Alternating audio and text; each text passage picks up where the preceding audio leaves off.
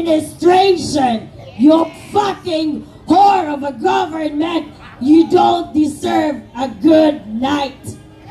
Yes!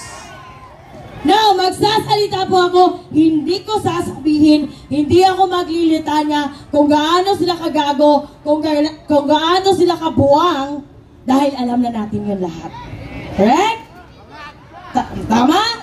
Right. Alam na natin na bobo sila. Alam na natin na incompetent sila. Alam na natin na gago sila. By the way, good evening. I would like to acknowledge the presence of Congressman Kiko Barzaga! Meow, meow, meow, meow!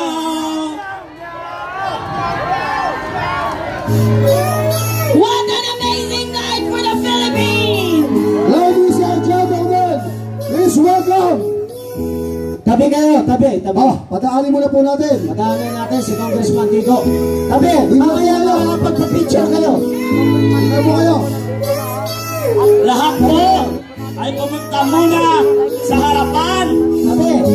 Dito na po tayo sa harapan, mga kabayan. Mag-congress tayo.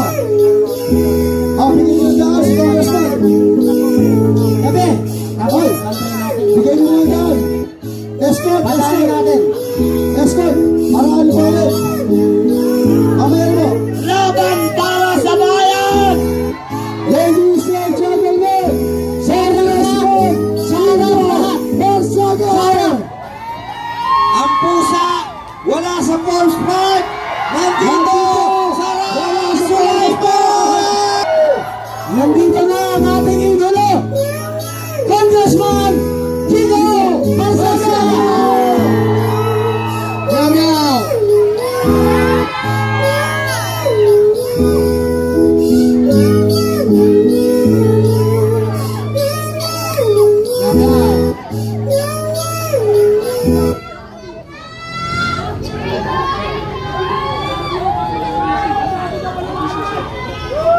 Okay, mamaya mapapakinggan nyo si Congressman Kiko. Magpapahinga lang sandali, ha? Kung Kiko, mukhang naisyuhan mo si John Vic Rimulya. Pinaghandaan ka nung loko-loko. Naisahan mo ang mga ulol na tarantado. Wala sa Forbes Park! Naisahan sila! Nag-aabang doon! Nandito si Congressman Kiko Barzaga! Napakatalino talaga ni Kiko! Dahil naisahan niya si John Vic Rimulya! Hey! Si John Vic ngayon ay naroon sa Force Park! Hinahantay niya doon si Kong Kiko! Si Kong Kiko nandito na!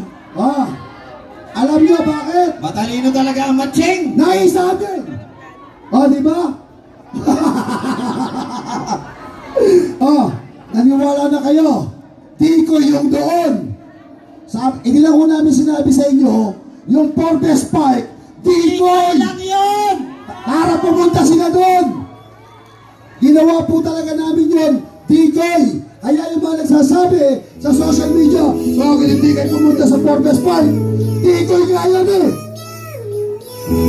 Okay, babalik na muna ang ating kasamahan na si Lisa Moore. Okay. Ang sakit sa bangs, John Vic. Uy, parang bigla ako naging babae today. Oh my God, akala ko ba? That's not so fair. But anyway, I was just so starstruck kasi imagine a 27 years old Gen Z, right?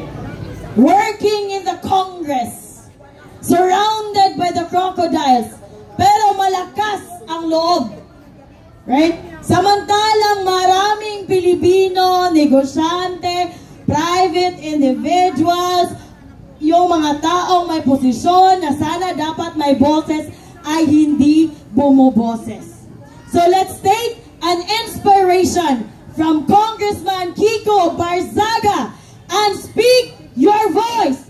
Dapat matapos na ang kagaguhan ng Marcos administration. Marcos, resign! Marcos resign! Marcos resign! Marcos resign! Marcos resign! Marcos resign! Panahon na para putulin ang sungay mula sa pinakataas-taasang sangay ng gobyerno, which is the executive branch of the Republic of the Philippines, which is President Ferdinand Marcos Jr., his wife, Liza Araneta Marcos, his cousin, former House Speaker Martin Romualdez, down to their last minions in the Congress and in the Senate. Again, I am not here to talk about how much money they rob from us because it's so apparent and it's so obvious. Alam natin yan lahat. They're so famous for being so magnanakaw, from the Congress to the Senate, from the DOH to the DPWH to the Bureau of Customs to the Bureau of Immigration. Lahat ng sangay ng pamahalaan, ninanakaw nila ang pondo instead na magsilbi sa bayan ang kakapal ng mga pagmumukha. Ang sabi ko nga noon sa batasan, magnakaw ng magnakaw ng magnakaw kayong lahat. Dahil kahit matiisin ang mga Filipino, may sukdulan ang pagtitiis at galit ng mga Filipino. At huwag na tayong maghintay ng susunod na taon. Ito na ang sukdulan! Tayo nang wakasan ang pamumuno ng isang incompetent drug addict na puppet president of the Republic of the Philippines. Mi amor, patria, Pilipinas! Kami ang mga Filipino, kahit gaano kalit ang aming boses, kami ay titindig upang protektahan, pangalagaan, at ipagtanggol ang buhay, ang bukas, at pangarap ng bawat isang Pilipino na lumalaban ng patas. Yes!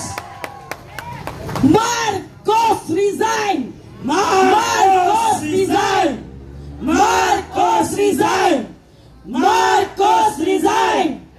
Recess PH! Lahat ay dapat mag-resign. Kongreso, Senado, Pangulo. Lahat ng may kabulastugan sa pagsiserbisyo publiko, lahat dapat mag-resign. They have every obligation to restore the public trust of the Republic. Yes. Dahil trabaho nila yon. We are not asking for too much. That is exactly their role as a public servant. We should normalize demanding for something that we deserve dahil tayo ang nagpapasweldo sa bawat isa sa kanila. Tama! Mag-special shout out tayo. Boyeng Rimulya! Putang ina mo ka! Ang banal ng pangalan mo, pero asal demonyo ka. Tama! Kung gaano kapangit ng pagmumukha mo, sana binawi mo na lang sa pag-uugali. Pero, kinota mo ba? Tama! Mahihiya maging si Satanas sa'yo. You will fucking dethrone Satan himself because you are so fucking evil. Now, ito ang babala ko sa lahat ng mga politiko. Yes, the numbers here are not overwhelming. But alam ko, you are so fucking scared. Because the rallies, despite of your machineries, despite of your pera na pera namin, despite of your BBM vloggers na bayad galing mula sa taxes namin, despite of your manipulation of public opinion through the manufacturer of troll farms to manipulate public opinions, hindi namamatay ang mga rally.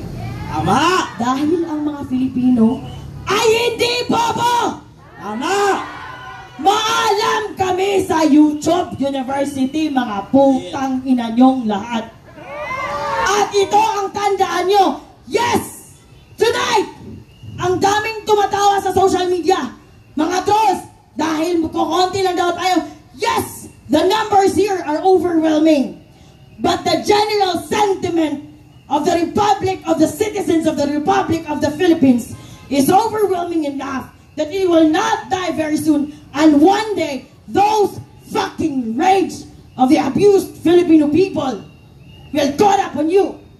At siguruhin nyo na lahat, pati pusa at aso nyo, isasakay nyo sa private plane nyo, mga putang ina kayo. Mamatay na silang lahat, mga putang ina! Maraming salamat po, kapatid na Amor. Ayan, napakinggan nyo kung gaano niya ipagtanggol ang inang bayan. Walang takot na lumalaban para sa bayan. Pero itong aming susunod. May pahabol pa. May nakalimutan ako. Eto. Ano to? Tuturuan ko kayo kung paano kumanta. It's a marching song. Hindi nyo lang binabasa in between the lines. But if you try to read between the lyrics, you will know that this is a marching song. What's the song? I forgot the song. I forgot the song. I meant the block. Let me see. What was it again? Meow, meow, meow, meow. No, it's not meow, meow, meow, meow. Maghintay kayong lahat. Naghihintay nga kayo pa kailan bumaba si Marcos. Maghintay kayo. Have a little patience. Na hindi mamatay, hakbang ng matapang, sabay-sabay, sigaw ng bayan, lumaban na. Mga Marcos, durugin na. One more time. Kami ay apoy na hindi mamatay, hakbang ng matapang, sabay-sabay, sigaw ng bayan, lumaban na. Mga sakim, durugin na. Thank you. Palakpakan po natin